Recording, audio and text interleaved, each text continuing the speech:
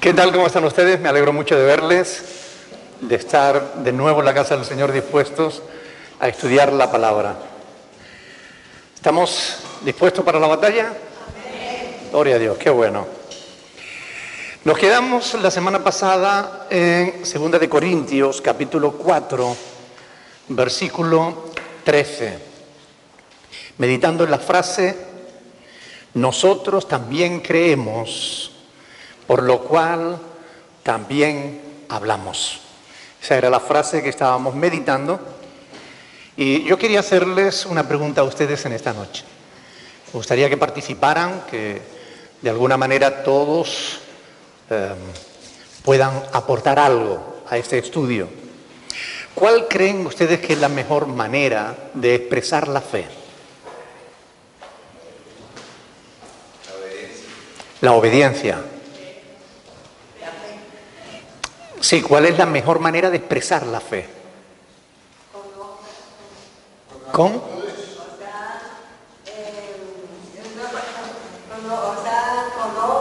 Con obras. Con el testimonio personal, ¿verdad? O sea, mostrando que nuestra fe no es solo un concepto filosófico ni tampoco palabras, sino que hay algo más aparte de eso, ¿no? Que hay una vida que respalda esa fe que decimos que tenemos. ¿Ustedes creen que si una persona dice que tiene fe, pero después su vida es un desastre, qué piensan ustedes de alguien así? Que se contradice, claro. No tiene realmente fe, o su fe no es verdadera, ¿verdad? Por eso es muy importante que nosotros realmente, dado que somos llamados por Dios a manifestar nuestra fe, lo hagamos de esa manera, teniendo en cuenta que tenemos que vivirla. Wilson. Pero si tú tienes la fe, pero no eres obediente a la enseñanza de Dios. Por eso precisamente. Es lo que estamos diciendo, justamente quien dice que tiene fe debe mostrarlo en su testimonio de obediencia a la palabra, ¿no? Yo me refiero a que vienen unidas, pero también la fe puede ser una cosa y la obediencia también puede ser otra. Yo puedo tener fe, pero ser desobediente, o sea, y a la misma vez uno se vuelve una cosa. Yo puedo tener fe y ser desobediente. Bien, ahí entramos en un conflicto, porque la fe genuina, y es de lo que justamente vamos a hablar en esta tarde, ¿no? Que la fe genuina se manifiesta justamente por las obras, por lo que decía la hermana Estela, ¿no? Fíjese, 2 de Corintios 9:13. Fíjate lo que dice ahí, dice: pues por la experiencia de esta administración glorifican a Dios, ¿por qué? Por la obediencia que profesáis al Evangelio de Cristo y por la liberalidad de vuestra contribución para ellos y para todos. Es decir, Pablo está exaltando la actitud de los corintios al hacer una ofrenda para sus hermanos, y les está diciendo que por la experiencia de esta administración glorifican a Dios. ¿Por qué? Por la obediencia al Evangelio. El Evangelio no es solamente para creerlo, es también para obedecerlo, sin duda. Si ustedes, como yo digo, un testimonio vivo, un testimonio de continuo y un testimonio de obediencia. Vivo, continuo y obediente. Si ustedes analizan esas tres palabras, se darán cuenta de lo que realmente estamos diciendo, ¿no? Testimonio, o sea, vivo, porque el que tiene fe no está muerto. Anduvimos muertos antes, ¿verdad?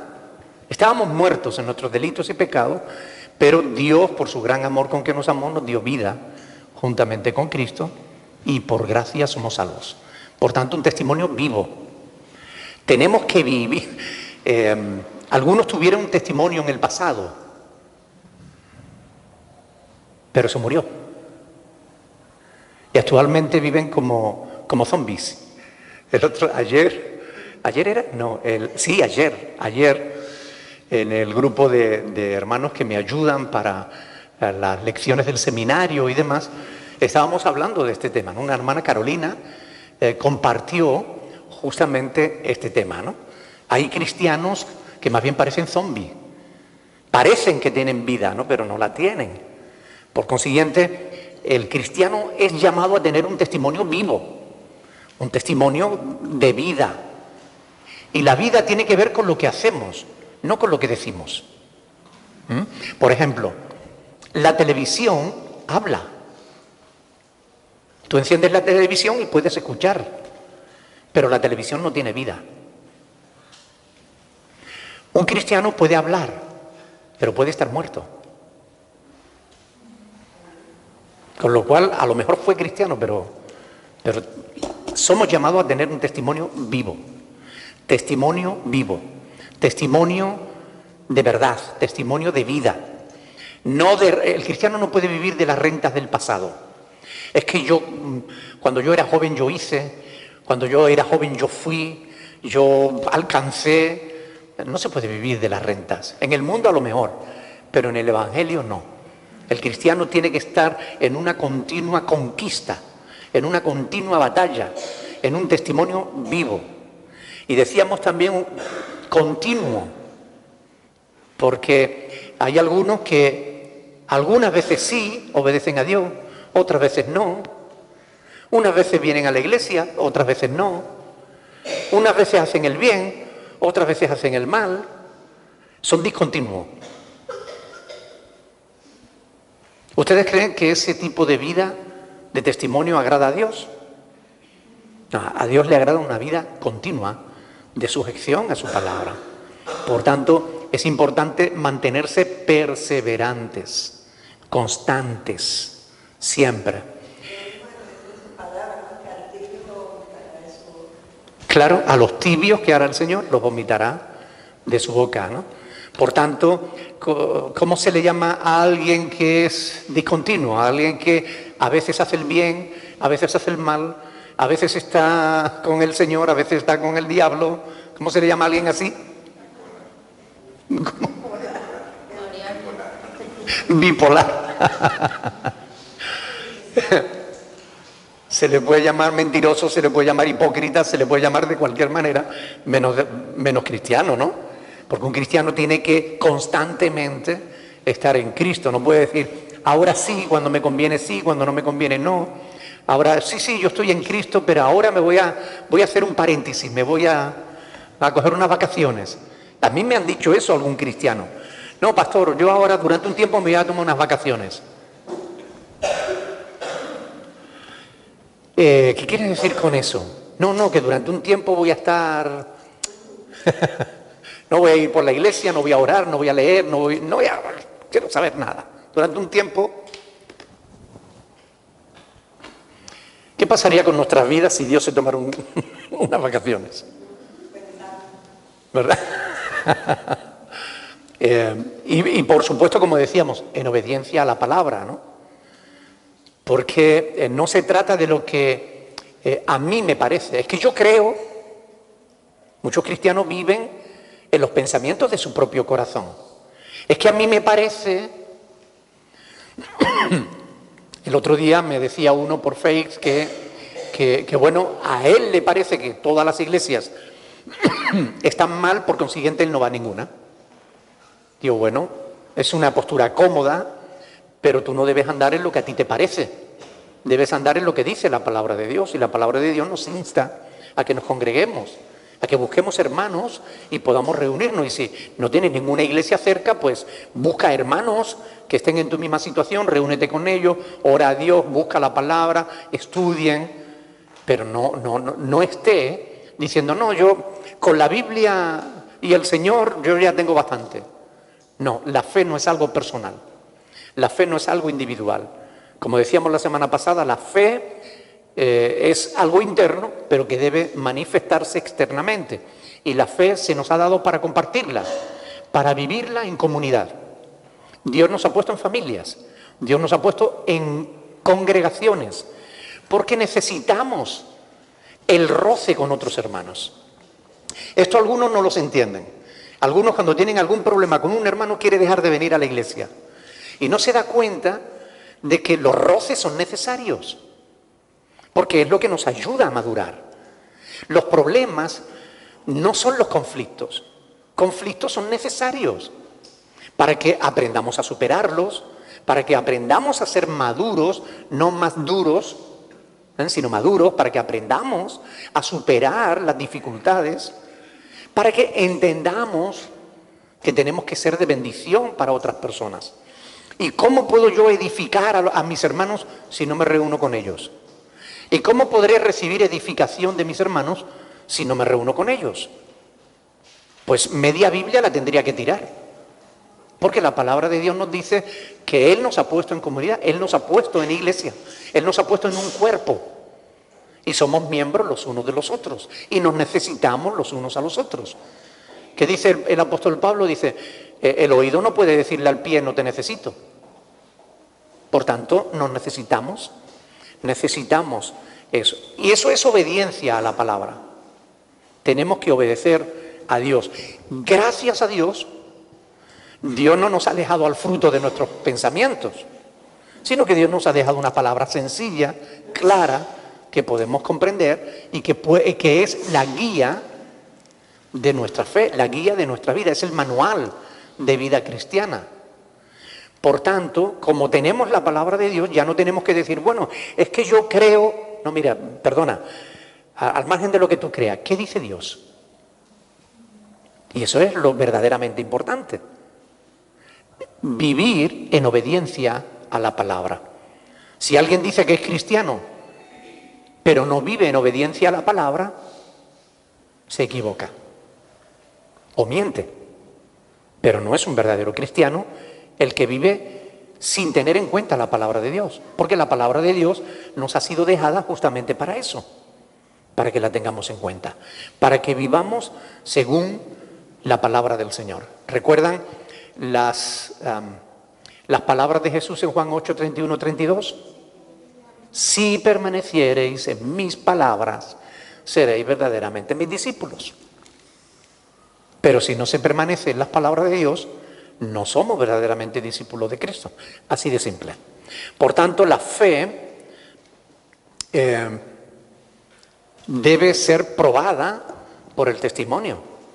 O dicho de otra manera, solo la palabra de Dios, solo por la palabra de Dios, podemos estar seguros de que nuestro testimonio es el que debe ser. Dicho de otro modo, la fe se prueba con obras.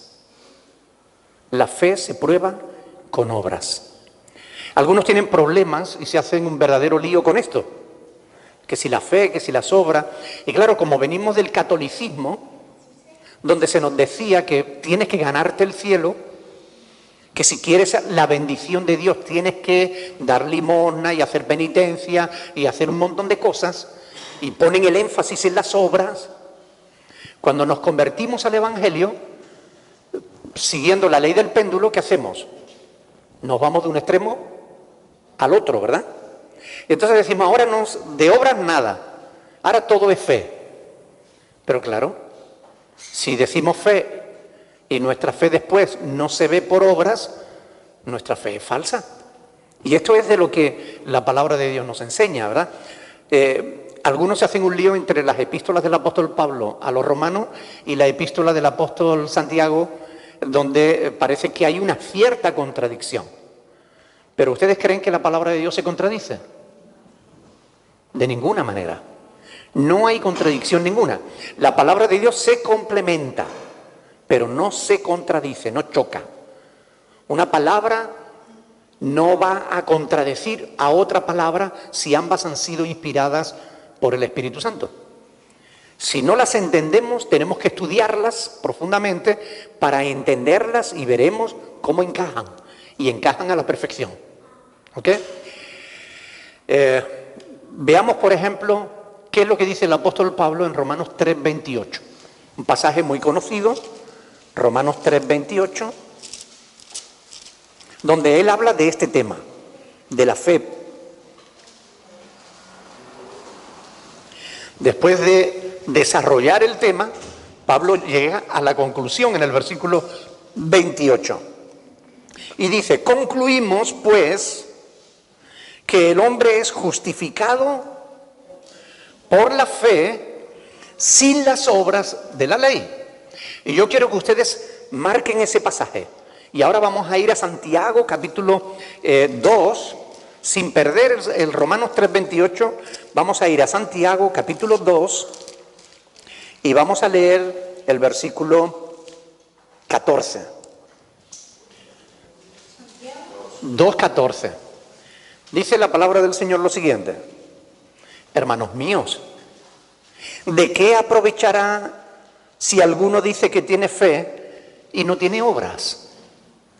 ¿Podrá la fe salvarle? Bueno, aquí, ¿verdad? Parece que hubiera una cierta contradicción, pero no hay ninguna contradicción. Vamos a tratar de entender estos dos pasajes y ustedes van a ver cómo se complementan perfectamente. Porque tenemos que diferenciar dos cosas. Pablo está hablando en el capítulo 3:28 de Romanos de justificación. El hombre es justificado por la fe sin las obras de la ley. O sea, tú no te salvas por lo que hagas, te salvas por la fe. Dios te justifica, te declara justo, no por lo que hagas, no por lo que haces, sino por la fe. Pero Santiago no está hablando de justificación. Santiago está hablando de que esa fe, si tú dices que tienes fe, tu fe se tiene que mostrar por las obras. No para salvación, porque ya tú eres salvo si tienes fe. Sino que Santiago está hablando de las obras de las que Pablo habla en Efesios 2:10, donde dice que somos hechura suya, creados en Cristo Jesús para buenas obras, las cuales Dios preparó de antemano para que anduviésemos en ellas. Es decir, en el capítulo 2 de Efesios se nos dice en el versículo 8 que somos salvos por la fe, sin las obras de la ley. Y en el versículo 10 se nos dice que aún ya salvos, siendo salvos, tenemos que andar en obras, tenemos que hacer obras. Las obras que Dios ha preparado de antemano para que nosotros las hagamos. Pero no hacemos esas obras para ganarnos la salvación. Ya somos salvos, por fe. Pero si mi fe es verdadera, se va a ver reflejada en que yo ando en las obras de Dios, no en las obras de la carne. Es decir, si una persona dice que es salva porque tiene fe, pero sus obras son carnales, ¿esa persona realmente tiene fe? No. La fe genuina, la fe verdadera, se manifiesta por las obras. No obras cualquiera, las obras de Dios. Las obras que Dios ha preparado de antemano para que andemos en ellas. Ahora, si alguien dice que va a salvarse porque hace obras, porque se porta bien, porque es una buena persona, ¿ustedes creen que esa persona va a llegar al cielo de esa manera? No, porque por obras ningún ser humano será justificado. Somos justificados por fe. Pero si nuestra fe es genuina, se manifestará por medio de las obras. ¿Lo entendieron? Claro, hay que diferenciar qué ponemos delante, si el carro o el caballo. La fe va delante de las obras. Nos salvamos por la fe, no por las obras. Pero una vez salvo, tenemos que manifestar nuestra fe por las obras. Es así. Ahora, si ponemos las obras delante, no llegamos a ningún lado. Si ponemos el carro delante y el caballo detrás, ahí no nos movemos del sitio, porque el caballo va a estar tropezando con el carro. Es decir, no son las obras lo que te justifica delante de Dios, sino la fe. Pero si tu fe es genuina, tu fe se va a manifestar por las obras, porque tú vas a andar haciendo las obras de Dios, no vas a andar en las obras de la carne. Y todos sabemos cuáles son las obras de la carne. Las tenemos ahí en Gálatas capítulo 5, ¿verdad? Versículo del 23 en adelante. Adulterio, fornicación, lascivia, no sé qué, bueno, idolatría, hechicerías, avaricias. Pero el que es de Dios lo muestra. ¿Qué dijo Jesús? Dijo, por sus frutos los conoceréis. Y justamente Dice, en esto he glorificado a mi Padre, en que llevéis muchos frutos. Y se refiere a los frutos del Espíritu Santo, no se refiere a que traiga gente a la iglesia. Que algunos tuercen las Escrituras a su modo, ¿no? No, mire, cuando la Biblia habla de fruto, no se refiere de que tú le estés predicando a mucha gente, o de que tú tengas una célula muy grande, o de que tú seas muy bueno para hacer cosas, no. Se refiere a que tú tengas el carácter de Cristo en tu vida, los frutos del Espíritu. Efectivamente, todas esas cosas que el Espíritu Santo produce en nosotros cuando está en nuestras vidas. Por tanto, no hay contradicción en la palabra se complementa. No hay que tirarse de los pelos.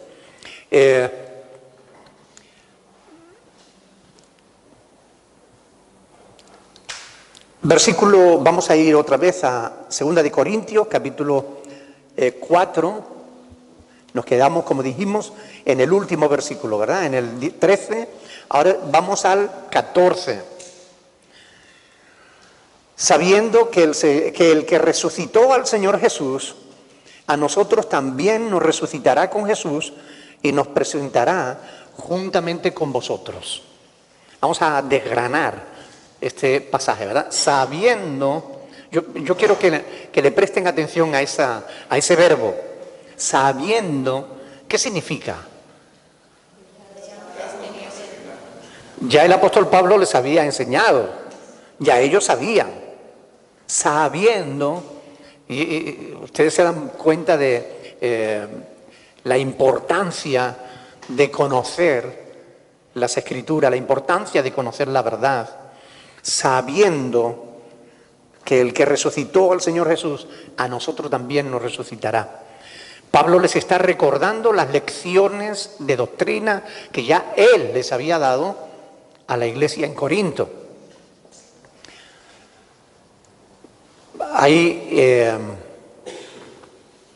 por ejemplo, en Primera de Corintios, cuando estuvimos estudiando Primera de Corintios, vimos por lo menos 10 pasajes en los que Pablo le hace esa pregunta. ¿No sabéis? ¿Sabéis?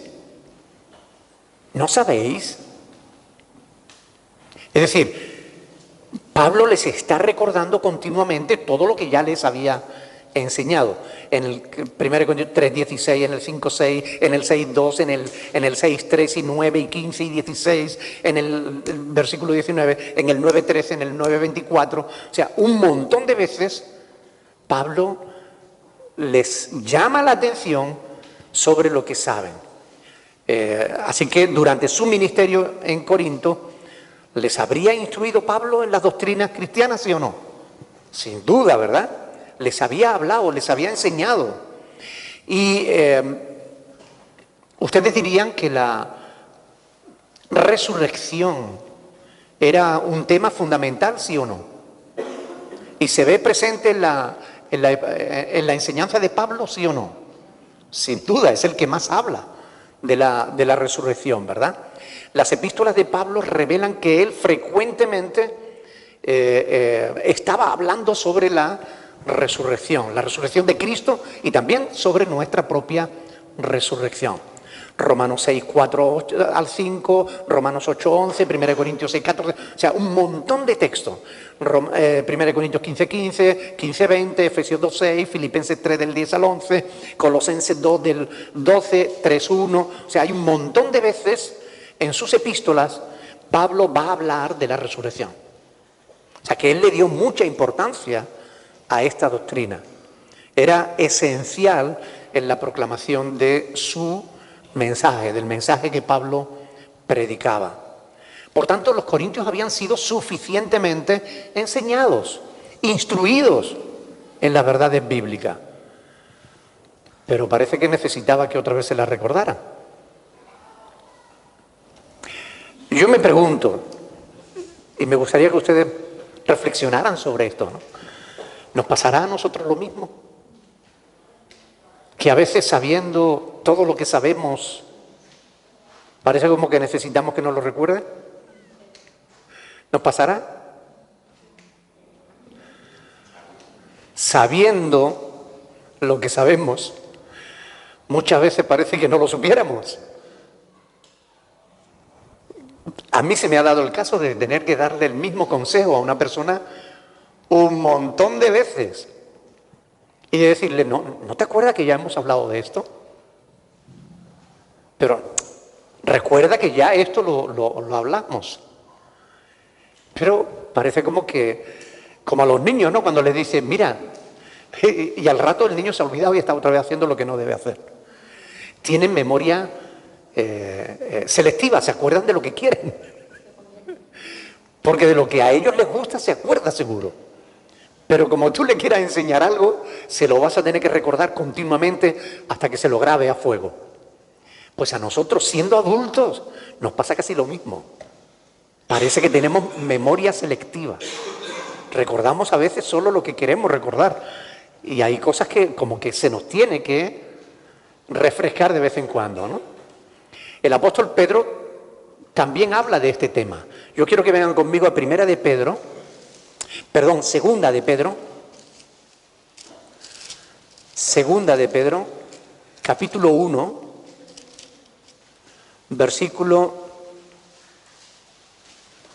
del 12 al 15. Segunda de Pedro 1, del 12 al 15. ¿Lo tiene? Dice la palabra del Señor, dice, por esto yo no dejaré de recordaros siempre estas cosas.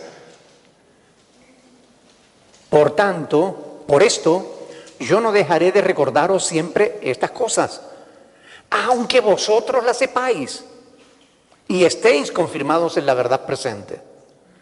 Pues tengo por justo, en tanto que estoy en este cuerpo, el despertaros con amonestación, sabiendo que en breve debo abandonar el cuerpo como nuestro Señor Jesucristo me ha declarado. También yo procuraré con diligencia que después de mi partida vosotros podáis en todo momento tener memoria de estas cosas. Fíjense, Pedro ya les había enseñado. Y él dice, mire, yo no voy a dejar de recordaros esto. Pero además, sabiendo que yo me voy a ir pronto, yo me voy a encargar de que alguien se lo recuerde de vez en cuando. Necesitamos recordar lo que sabemos de la palabra de Dios. Yo a veces cojo y rebusco los apuntes, que tengo apuntes de hace un montón de años, de cuando era un simple creyente y yo escuchaba los sermones de mi pastor y busco en esos apuntes y recuerdo temas, estudios, y voy y los escarbo y los vuelvo otra vez a desgranar y ustedes saben, todos los años procuro enseñarles y predicarles sobre las doctrinas fundamentales de la fe cristiana. Todos los años le predico sobre la importancia de la naturaleza de Dios, de la divinidad de Cristo, de su segunda venida, de su sacrificio por nosotros, de la salvación por fe, del infierno, de los juicios, del cielo, temas que son doctrinas fundamentales que hay que estar recordando. Todos los años predico sobre estos temas para que ustedes no lo olviden, aunque ustedes algunas veces lo conocen. Yo procuro elaborar el sermón de tal manera que no les resulte conocido, que no les resulte monótono ni repetitivo, pero procuro usar textos diferentes y demás para dar enfoques distintos y aplicaciones distintas, pero las doctrinas las presento todos los años. ¿Por qué? Porque quiero que ustedes recuerden estas cosas, al menos lo que es fundamental. Porque hoy en día hay iglesias en las que te encuentras personas que llevan 15 años y no conocen las doctrinas fundamentales de la fe cristiana. Tienen dudas sobre si Jesucristo es Dios. Tienen dudas sobre si hay que confesarse a Dios o hay que ir a alguien a confesarse.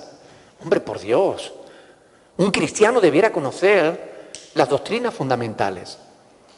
Hay cristianos que no saben si realmente Cristo va a venir, no va a venir, y si va a venir, ¿para qué? Todas estas cosas son importantes conocerlas. Por eso es importante recordar lo que sabemos. A nosotros, volviendo al pasaje que tenemos, el capítulo 4, versículo 14, sabiendo que el que resucitó al Señor Jesús, a nosotros también nos resucitará. Yo quiero preguntarles aquí, ¿ese nosotros se refiere a los corintios? ¿Se refiere a todos los creyentes? ¿Se refiere a Pablo y sus colaboradores? A la iglesia. A todos. ¿Sí? No. No. A los corintios no. Cuando Pablo dice a nosotros, se está refiriendo a él y a sus colaboradores. Léanlo. Lean el versículo 14. Sabiendo que el que resucitó al Señor Jesús, a nosotros también nos resucitará con Jesús. A nosotros. Pablo está hablando de él y de sus colaboradores.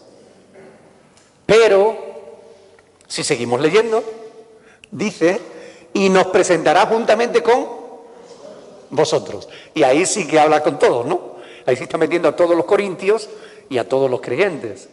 Pero es importante diferenciar el nosotros, el vosotros. Es importante prestarle atención a las palabras para poder entender los textos en su contexto. ¿Ok? Ahora, la pregunta es, ¿en ese vosotros estás incluido tú? ¿Sí o no?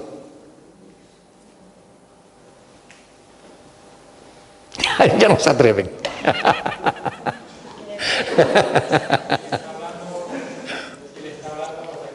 A los corintios, pero como creyentes también nosotros estamos ahí incluidos.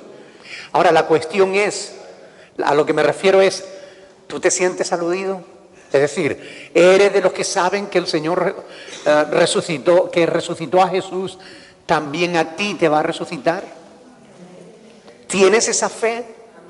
¿Tienes esa esperanza? Porque yo la tengo. Y a mí me gustaría que tú la tuvieras también. Y Dios quiera que la tengas, porque si no estás perdido. ¿Verdad? Versículo 15, vamos a leerlo.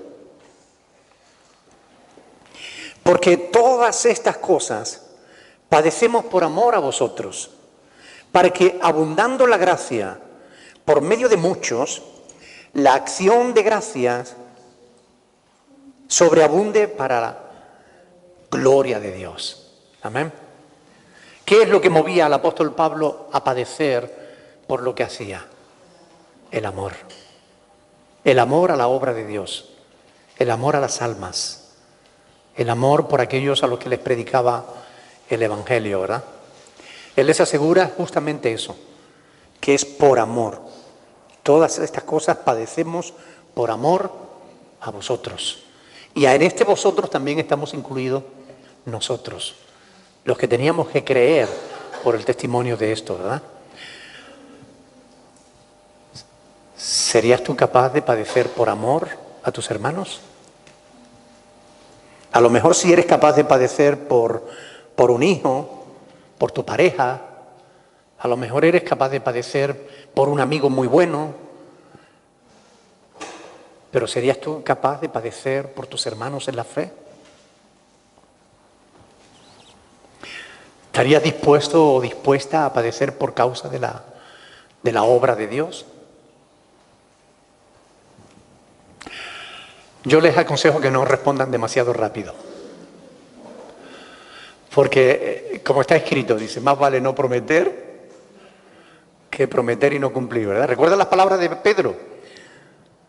Señor, yo voy contigo hasta la muerte. Y esa misma noche le negó 3 veces.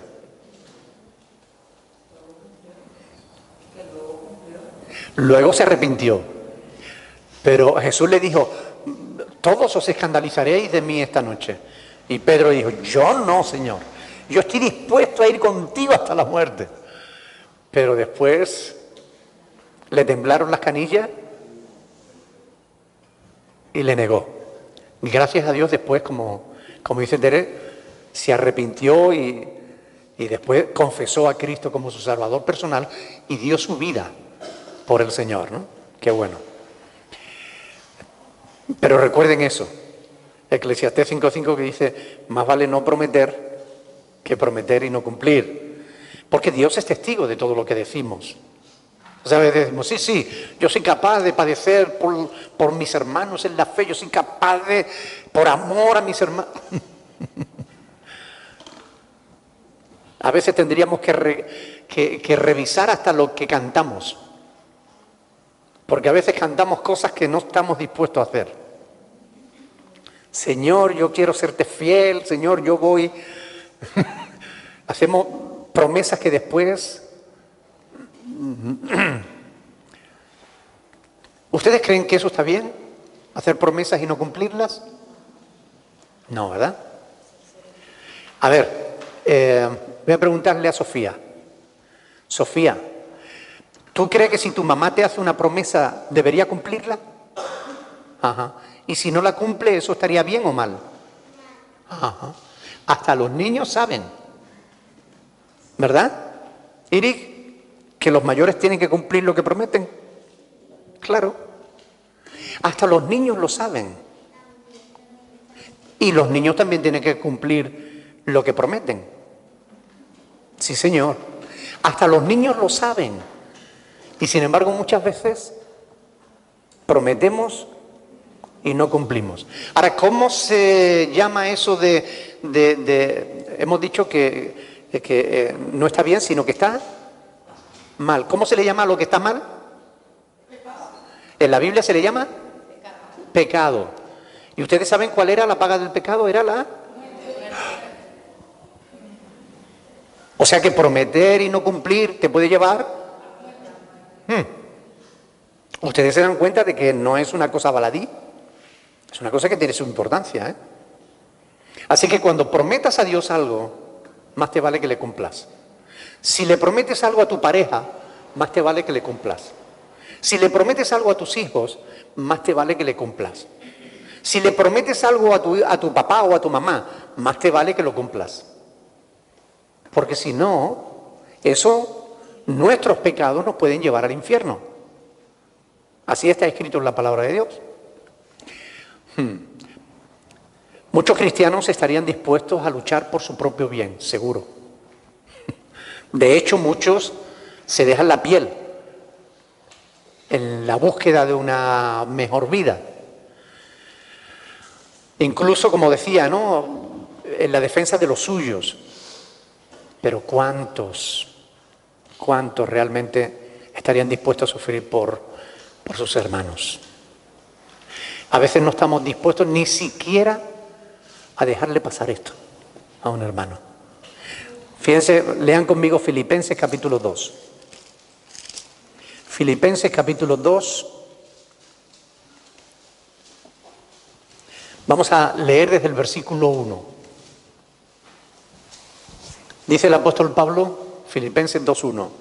Por tanto, si hay alguna consolación en Cristo, si algún consuelo de amor, si alguna comunión del Espíritu, si algún afecto entrañable, si alguna misericordia, completad mi gozo, ¿qué dice? Sintiendo lo mismo, teniendo el mismo amor, unánimes, sintiendo una misma cosa. Nada hagáis por contienda o por vanagloria, antes bien con humildad, estimando cada uno a los demás como superiores a él mismo, no mirando cada uno por lo suyo propio, sino cada cual también por lo de los otros. Y no vamos a leer los versos que vienen a continuación, en los que se pone el ejemplo máximo, que es el ejemplo de nuestro Señor Jesucristo. Ya lo conocen. Pero miren, a veces decimos que amamos a los hermanos, Y aún alguno dice una cosa que no nos gusta y ya estamos escondiendo nuestro amor. Amar significa también saber soportar. La palabra dice, soportándoos con paciencia los unos a los otros en amor,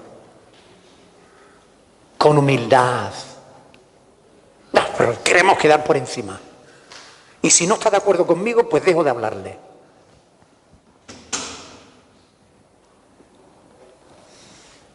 Fíjense, Colosenses capítulo 3, un poquito más adelante. Vamos a leer los versículos del 23 en adelante. Dice, 23, y todo lo que hagáis, hacedlo de corazón, como para el Señor y no para los hombres. Cuando discutas con un hermano, piensa que estás discutiendo con el Señor. Cuando estés hablando de un hermano, piensa que estás hablando del Señor. ¿Hablarías mal del Señor? Pues no debes hablar mal del hermano. ¿Le harías daño al Señor? Pues no debería hacerle daño a un hermano, ¿verdad? Sabiendo que del Señor recibiréis la recompensa de la herencia, porque a Cristo el Señor servís. Mas el que hace injusticia, ¿qué dice? Recibirá la injusticia que hiciere, porque no hay acepción de personas. Por tanto, como cristianos, somos llamados a seguir el ejemplo del apóstol Pablo, estar dispuestos a padecer por amor a los hermanos, por amor a los demás. Estar dispuestos para que abundando, como dice ahí en el 2 de Corintios, capítulo 4, versículo 15, para que abundando la gracia por medio de muchos, la acción de gracias sobreabunde para gloria de Dios. Porque cuando nosotros obramos conforme a la voluntad de Dios, la gracia de Dios se manifiesta. Y además nuestras acciones, nuestras buenas acciones, redundan también para mayor honra y gloria de Dios. Cuando hacemos algo bueno, los demás le dan gloria a Dios.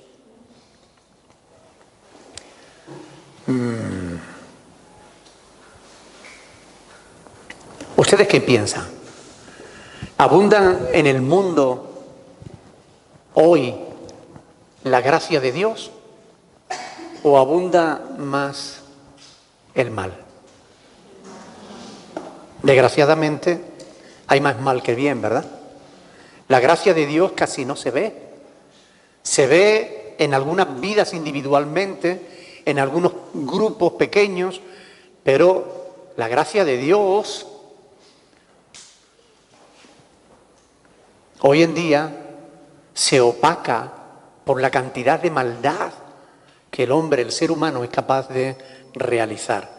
Ahora me pregunto si nosotros como cristianos tendremos alguna responsabilidad en el hecho de que la gracia de Dios no brille como debiera brillar en el mundo. ¿Ustedes qué creen? ¿Tenemos alguna responsabilidad nosotros? ¿Por qué? Por nuestra forma de actuar a veces. No te oigo. Porque muchas veces guardamos silencio, ¿no?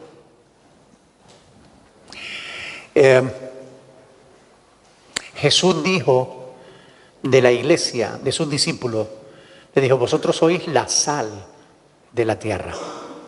Ustedes saben que cuando no había frigoríficos, la sal se usaba ¿para qué? Para conservar los alimentos, ¿verdad? La carne, por ejemplo, se metía en sal y eso evitaba que se corrompiera. La carne se mantenía fresca, metida en sal. Actualmente, bueno, nosotros contamos con frigoríficos y usamos la sal solamente para dar sabor a los alimentos, ¿verdad? Pero, teniendo en cuenta ese concepto, ¿no?, de que la sal conserva, ¿qué fue lo que Cristo quiso decirle a sus discípulos con esa frase?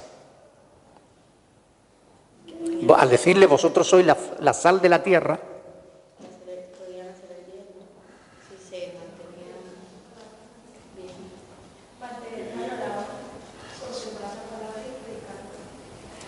bien. no espiritualicen los textos, o sea, vayan al sentido concreto que tiene eso. Es decir, ¿qué le estaba diciendo el Señor a sus discípulos?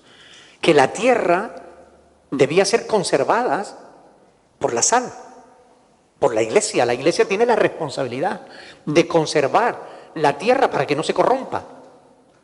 Ahora, ¿qué pasa cuando la sal no sala? Los alimentos se pudren.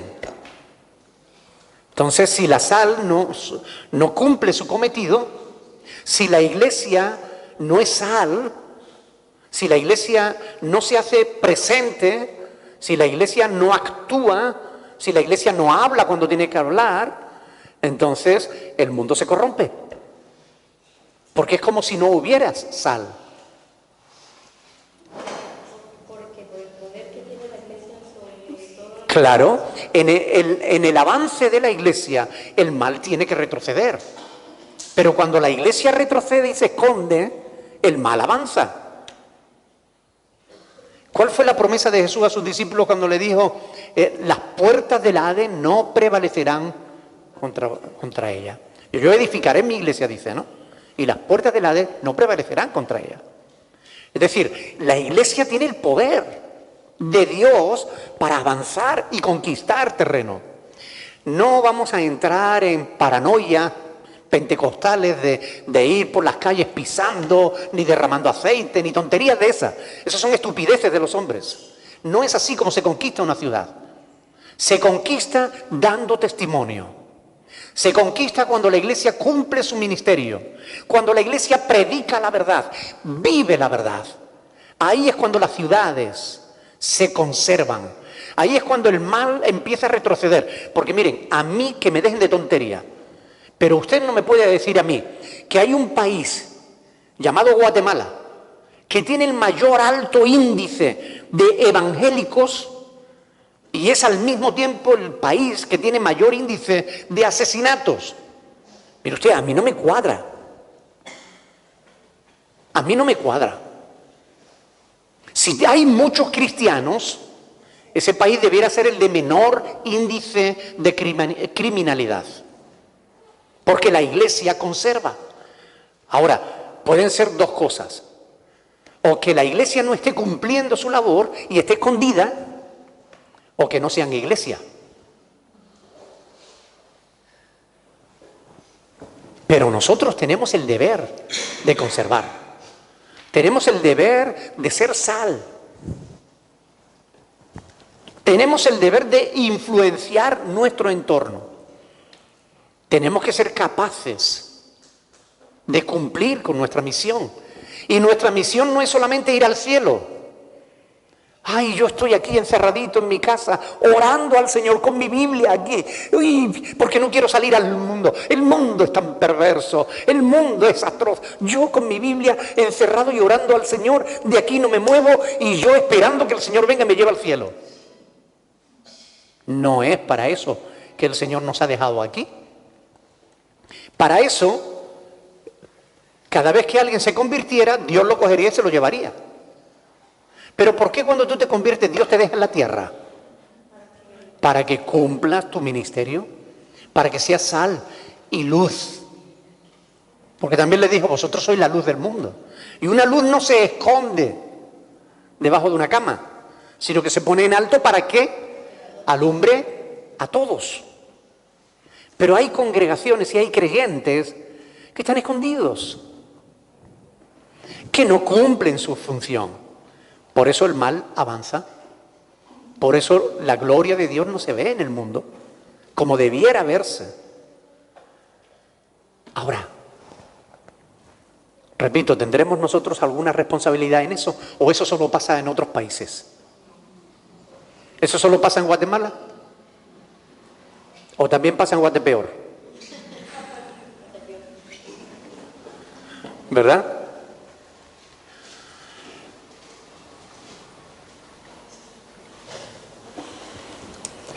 Bueno, estamos llegando al final. Lo que quiero decirles, hermanos, es que tenemos una responsabilidad como cuerpo de Cristo, como cristianos.